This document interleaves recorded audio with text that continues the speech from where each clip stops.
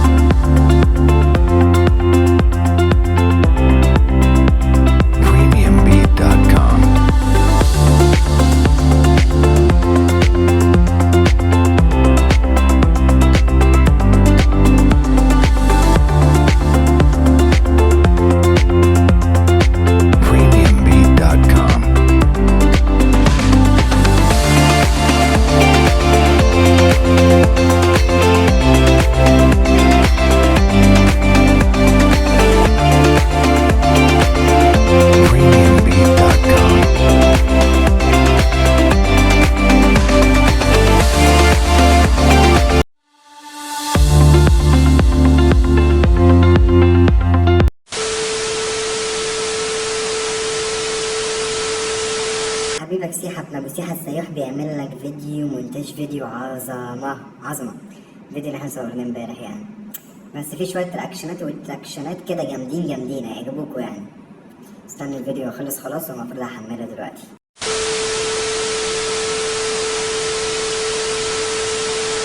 احلى حاجة في الدنيا دي يا جماعة حاجتين: النوم والاكل. النوم والاكل الاتنين احلى حاجة في الدنيا. مفيش بعد الحاجتين دول مفيش حاجة تانية مهمة يا جدعان. ادينا نوم وادينا اكل، مش عايزين اكتر من كده في الدنيا. ياه، عيشة رهيبة يعني. المهم الناس اللي يقول لك ارتاح في الثانوية، اتعب في الثانوية ترتاح في الكلية. الناس اللي في الكلية مرتاحين دلوقتي؟ لا مش مرتاحين طبعا. انت بتتكلم جد؟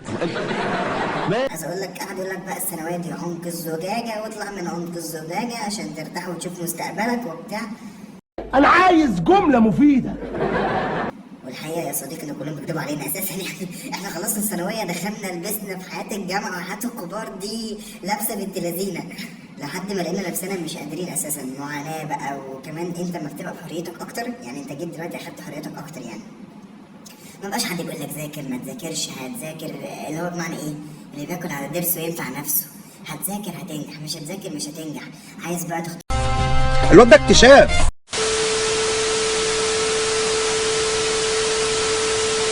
تهتم عشان مستقبلك، تنجح عشان مستقبلك، فدي بتبقى طالعه منك انت بقى.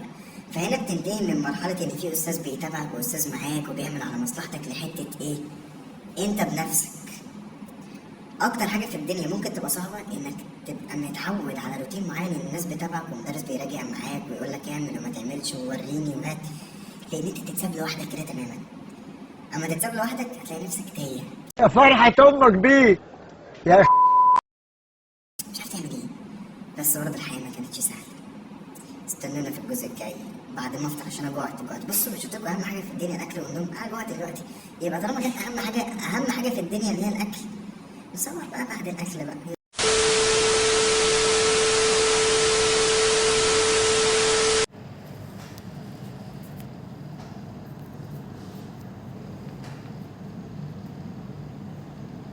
هو انت سيحة؟ انت سيحة اخويا التافه لهبل. سبحان مغير الاحوال. الواد ده ماله اتغير ليه كده؟ سبحان الله يعني، سبحان الله. محدش يمشي وراه. ده اهبل.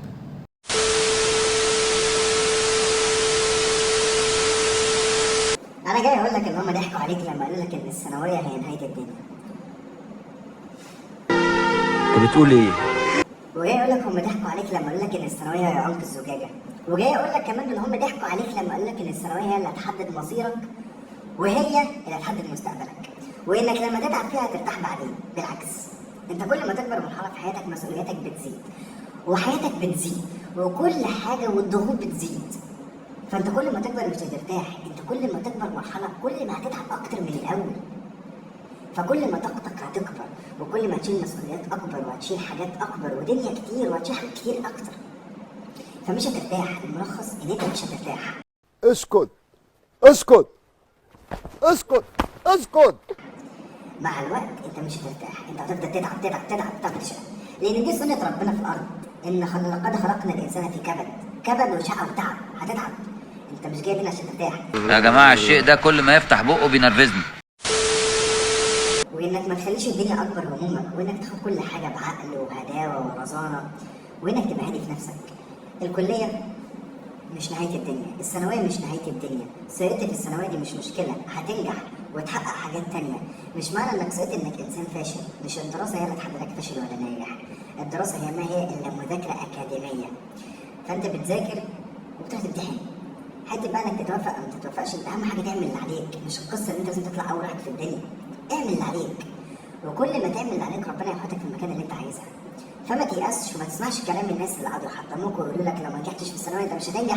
لا، انت هتنجح، هتنجح. ناس كتير قوي ما نجحتش في الدراسه، بس كانت شخصيات عظيمه جدا في الحقيقه. ياما ناس كتير قوي عملت لنا اختراعات عايشه معانا لحد دلوقتي وهم مش متعلمين. فانك تنجح او تفشل في التعليم ده مش نهايه الدنيا، انت ممكن تنجح في حاجات تانيه كتير. ودلوقتي بقى مع فقره النكت، هروح عليك بكام نقطه ونرجع نتكلم في موضوعات تانيه. خش بقى يا معلم فقره النكت. بيقول لك مره الميكانيكي جاع راح كل قطع خيار. ابو تقل دم امك، ما بحبوش الواد ده. بيقول لك مره واحد جاب طاجن لحمه وما جابش المحمى. بلا صياح، ارجوكم بلا صياح. اعمل بلوك يا عم، اعمل بلوك، انت مستني ايه؟ بتتابع ايه؟ خد يا ولد، خد دي. بيقول لك مره كوسه وقعت على الارض قالت اي انا اتطورت.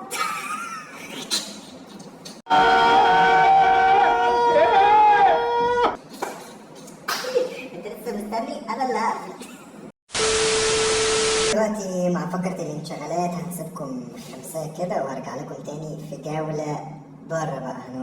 هوريكم حاجات رهيبة بقى. بس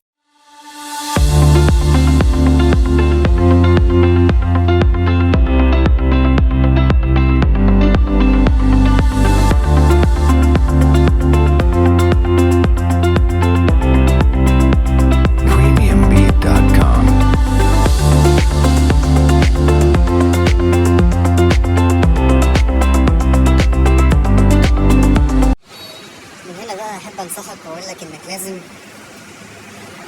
تنزل تتمشى على الاقل نص ساعه في اليوم.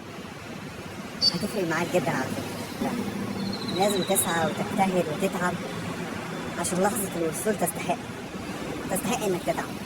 ودلوقتي بقى هفرجك على كام مشهد جميل كده.